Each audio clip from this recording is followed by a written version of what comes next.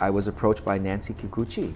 She was working at Little Tokyo Service Center and said, "Are you interested in a mural?" And it was like, boom, boom, you know, you've just won the lottery. I mean, to do a mural in Little Tokyo.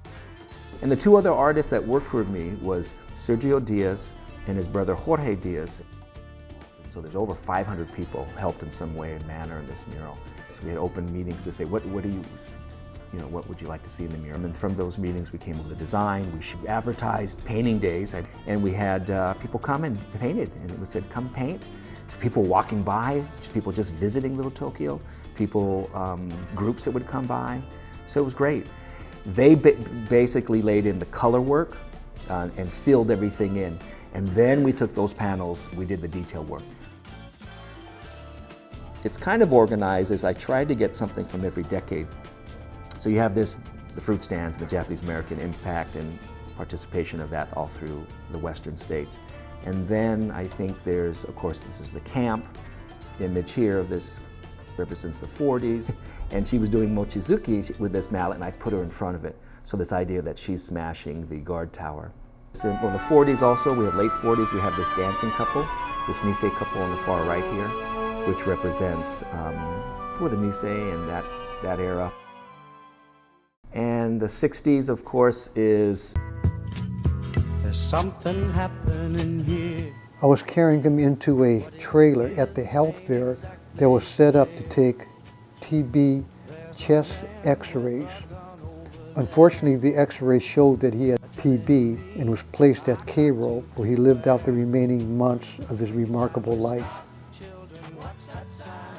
It was about different segments of the Sansei generation coming together for a common purpose, that of giving back to our Issei pioneers who paved the path for us. So much of Little Tokyo is based off those days of Little Tokyo Towers and the JACCC and the Koreisha food program, Little Tokyo Service Center, and the housing that came from those times and that attitude of serving others. 70s is this whole image here of saving Little Tokyo, and so this image on the corner here. And those were from the redevelopment time, groups like Little Tokyo People's Right Organization, LT Pro, that fought the city and Japanese coming in. So we said we need to do that. But we put our own twist on it. Some of it was, I think, said Save Little Tokyo, but we added no jail at the bottom of that little poster there. Because at that time, what is about 2003, 2004, during this time we were fighting, Little Tokyo was fighting the creation of a 500-bed jail. We fought that, and we were able to push the city back on that. Of course, there's Charlie Parker that also represents the 40s, and that's when Little Tokyo became Bronzeville. 5,500 African Americans coming into LA every month who were trying to take advantage of the new employment opportunities. And probably the most famous musician to play in Bronzeville was Charlie Parker, right? You heard? He brought bebop to the Finale Club in 1946, and his band included, this will blow your mind, a 20-year-old Miles Davis, Joe Albany, Addison Farmer, and Chuck Thompson. In the 80s, we have this image, this central image here, which was a very famous poster at the Day of Remembrance in the early 80s. But also this kind of light, very symbolic. This image is very meaningful to me because my daughter was about 7 months old, and I dipped her little pinky. She pressed the flames are from hers. We wanted the rec center, which is represented by this from a rally we had in the late 90s. These two represent the dancing and the ondo, and then also celebration of us. And Nisei Week, but Obons, which is another time that people connect with neighbors and people from their childhood. I'm very glad we got this, and if you go back into the kitchens of restaurants here in Little Tokyo, you'll see Latinos. They do the service work, they do the cooking, they do the cleaning, and I think they're not seen, and you think Little Tokyo, but they're here, and so this is to represent that all workers should be treated fairly.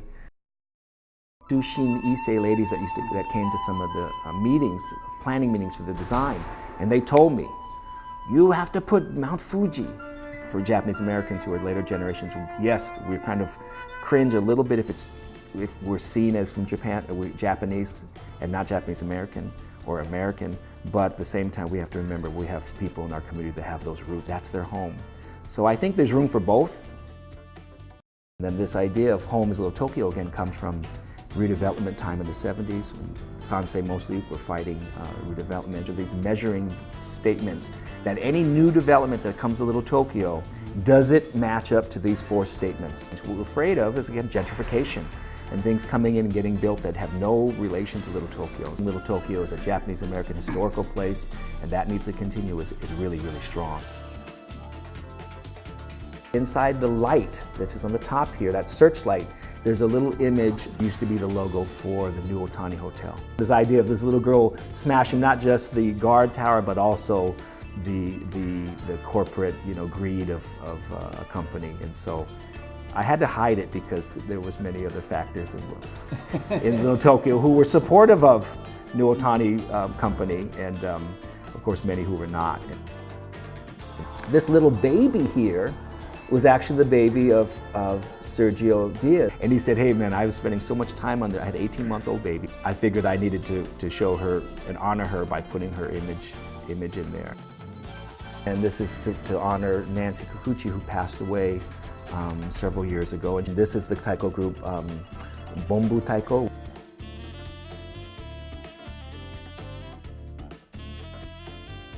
This is an open kind of Japanese-American history book of Little Tokyo. The idea that 500 people took part of it is even more meaningful, because those people were somehow touched. That's the epitome of what we wanted people to feel.